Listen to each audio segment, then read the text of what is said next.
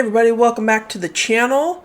So, I said I was going to cover the Disney live action remakes. So back in the mid 90s, Disney started doing live action remakes, starting with The Jungle Book and 101 Dalmatians. And as a kid of the 90s, I watched the live action 101 Dalmatians a lot, but I haven't seen it in probably about 20 years or so.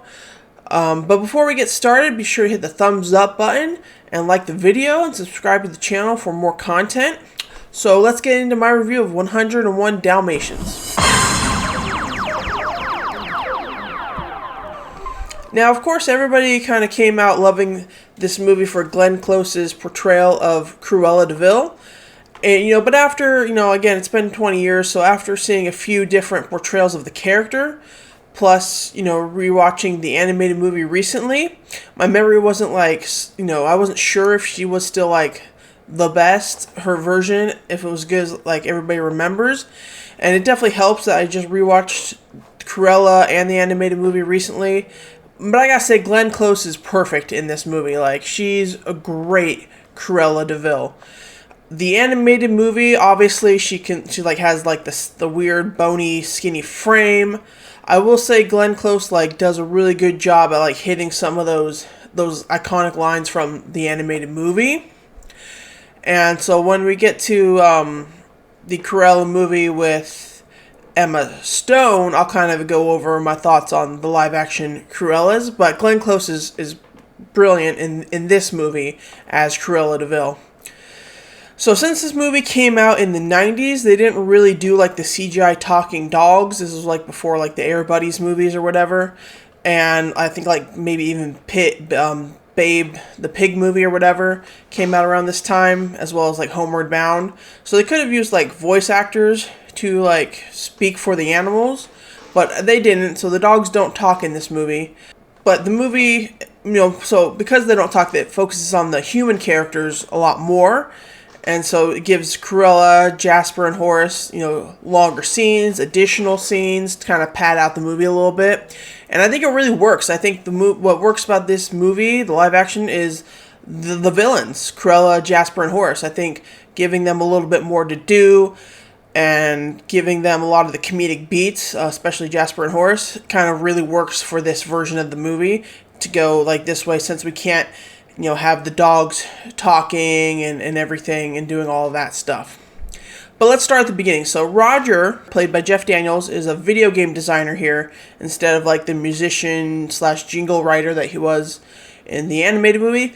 And it kind of sucks because we don't get him singing the classic Cruella De Vil song. We do get a version over the end credits, but it's not that great. So that kind of is a little bit of a bummer because that's the iconic song that people remember from this movie. And also, a video game designer, in the 90s, that's an interesting choice. That feels, super, modern, right now. Video games were, computer video games were not, what they are now. So I just thought that was, a weird choice. But also, what game is he designing? Because it looks every time they show it, it looks like it's just, it's clearly just, animated. People are animating, something. The kid is not actually making anything move. It looks just like it's animated. It looks I don't know if Disney was trying to promote something around this time. It looks like it's scenes from a cartoon show or something. So I just thought that was a little bit weird. So then we get the dog Pongo, who pulls Roger on his bicycle to chase Perdita, Anita's dog. And Roger ends up in the pond, and then he runs to Anita to get Pongo, and there's a mix-up, confusion. And then eventually, he rides off and she rides off, but then she ends up in the water, so then, he has to go save her. And this all happens, within, an hour or less. And so, he saves her, but we're told that he saves her.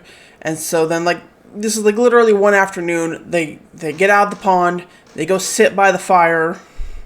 They've had a little bit of banter between them. And Roger accidentally says, instead of, want another cup of tea, he says a cup of marriage. Super random. And then she's just I do. And he's you do? And she's I do. And it's super weird interaction. and like then they just make out on the couch. And again, this is like within like 2 hours of meeting each other. So that, as an adult now, like that seems really weird and very, very, very, very rushed. So like I guess Anita was just that desperate. I don't know. Roger's the first guy to save her out of the water. So that's just crazy. But I do like the actress playing Anita. I think I know she was like on the Nip Tuck show a little bit after this. But I think she like just plays like a really nice, British London person. Roger, played by Jeff Daniels, I think he's a little bit miscast here, and I think Roger, is supposed to be a bit more. I guess maybe because they changed it, like he was a musician, but now he's a video game designer, so they went with Jeff Daniels. I just feel like there's just a little something off with like his version of Roger. I just felt his version was just really boring, and Roger in the animated movie is like a lot more like whimsical and just like, I don't know, just better. So I don't know, maybe Jeff Daniels was a bad miscast here. But then also in this movie, Anita is not an old friend of Cruella.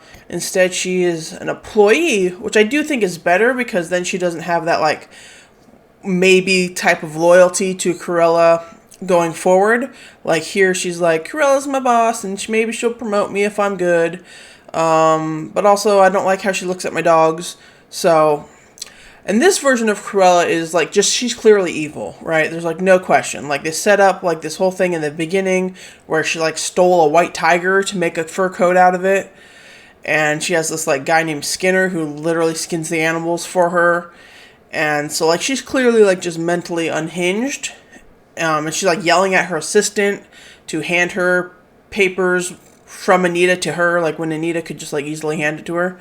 So she's just weird, and but I think that works because like she needs to be kind of like that, mentally unstable in order for us in live action to buy that she's just going to steal all these puppies and skin them to make a fur coat.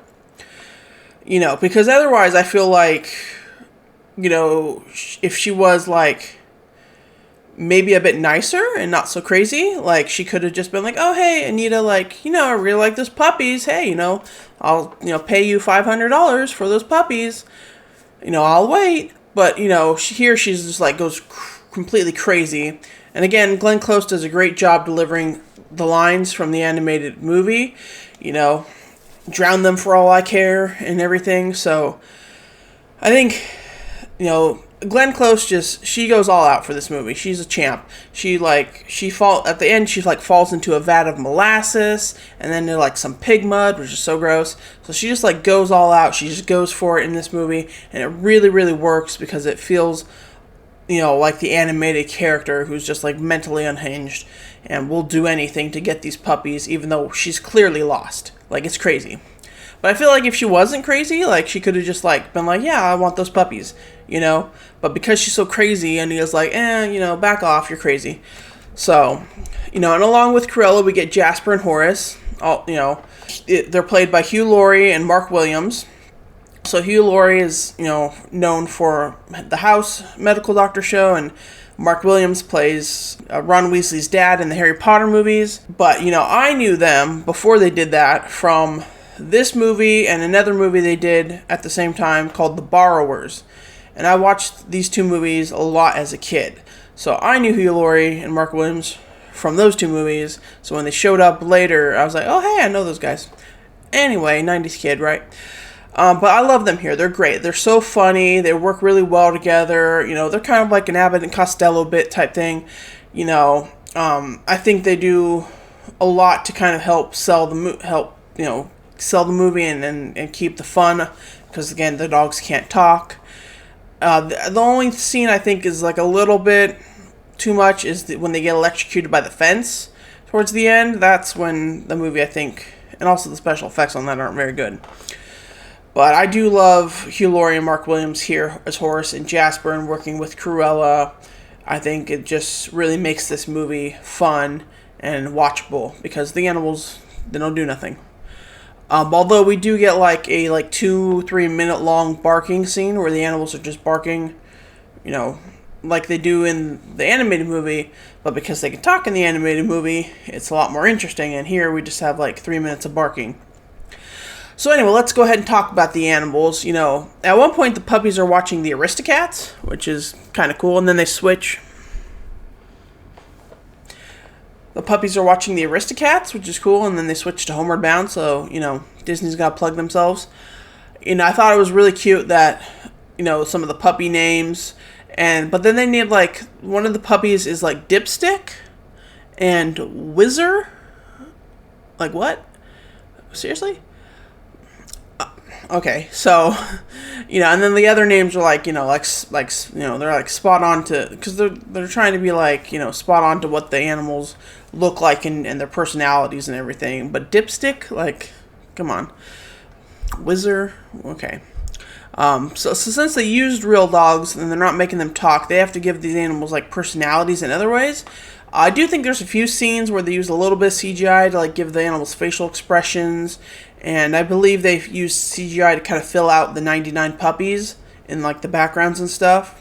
And then they might have used some puppetry somewhere, because I'm almost positive the raccoons at the end that are like high-fiving each other and laughing, I'm pretty sure that's puppets. So they do try and add like personality to the animals a little bit in whatever ways they can, even though, they're not like just talking. And again, at the end, Cruella falls into a vat of molasses, which is so crazy and so weird. But again, Glenn Close is a champ, and she does it, and it's great. And but then after Cruella takes the puppies, like, we just kind of lose Roger and Anita. They're like just kind of background. And so I'm like, maybe we could have, if we're shoehorning Horace and Jasper in here some more, maybe we could have given them a little bit more to do, other than to just like call the cops and then show up at the end and, house a bunch of puppies. And of course, Roger's video game, he gives Cruella as the villain in the video game, and the video game sells, and they get a mansion at the end, so they can have all, 101 Dalmatians. It's crazy. But yeah, so this live action movie, I think, does a good job at sort of adapting the animated movie in a live action medium. Again, we're not using CGI talking animals, so they've had to figure out how they can get around that by giving Cruella and Horace and Jasper more to do. I think was a great option. Again, I think Roger is maybe a little bit miscast, and then also they could have given them more to do, because we get like this rom-com setting up in the the very, very beginning of the first act, and then we just kind of, they're married, they're pregnant, and we kind of just drop Roger and Anita. So I wish maybe we could have done a little bit better with that. As far as like the animals and everything go, I think they did a good job trying to do what they can getting around the animals not talking, like the puppies specifically. I think they did a decent job, and I think it all kind of worked out in the end. So it's not a shot-for-shot like type of translation for this one, because they did have to make so many changes because it's heavily animal-based. But yeah, Glenn Close as Cruella really nails it in this movie, so that's really kind of what you're watching for anyway. And the fashion and everything, it looks really great. So let's go ahead and take a quick look at the box office and Rotten Tomatoes score, which is something I'm going to be doing for these live action remakes kind of going forward, just to kind of give a little bit more context and comparison. So the box office, it actually made $320 million worldwide, and this is again in the 1996. So I would say that's actually a pretty decent success. It did get a sequel like 4 years later, so I would say that's pretty good. It made over 100 million domestically, and a little bit more than that internationally. So yeah, I think this movie was probably a financial success for sure. In the 90s, would be really good numbers. I'm surprised that they waited like 4 years to do a sequel, though. I'm surprised about that, but yeah, that's actually better than I thought. But as far as the Rotten Tomatoes score goes, maybe this is why they waited. Apparently, it's got a 39% Rotten Tomatoes score and a 40% audience score. But again, this movie came out in '96, so these are probably just people. I don't know how far back these ratings go. I don't think it deserves a 39% percent. No, I would say this is probably at least in the 50s for sure. It's not that bad. So that's kind of interesting. That's a lot lower than I thought. I 50 at least just for Glenn Close's Cruella, like, for sure. So, I mean, but maybe you're somebody that really hates it. Like, let me know. Again, I grew up with it, so maybe I have, like, the nostalgia factor blinding me a little bit, like, rose-colored lenses a little bit. But let me know what you guys think. Did you really like this movie, or did you hate it? But again, it did get a sequel, and we'll talk about that later. Yeah, I mean, this movie was fun. I enjoyed watching it as a kid, and I enjoyed watching it now. It's probably not like the best of the Disney live action remakes, but it's towards the top, I would say. Yeah, it's not bad at all. It's worth giving it another watch. Again, some of the little, like, kind of, with them getting, like, electrocuted and everything, some of that stuff is a little, outdated and whatnot. But for the most part, I think this movie really works. And just watch it at least for Glenn Close's portrayal of Cruella. And if they had that song, it would just be a little bit better. If they just added that song in there, I think it would have been a little bit better. So yeah, I would say, thumbs up for this movie. So yeah, so thank you guys for watching the video. Again, be sure to subscribe to the channel for more Disney Plus remakes coming up. So yeah, let me know what you guys think in the comments. Until next time, Cruella De Vil. If she doesn't get you, no evil thing will. Bye.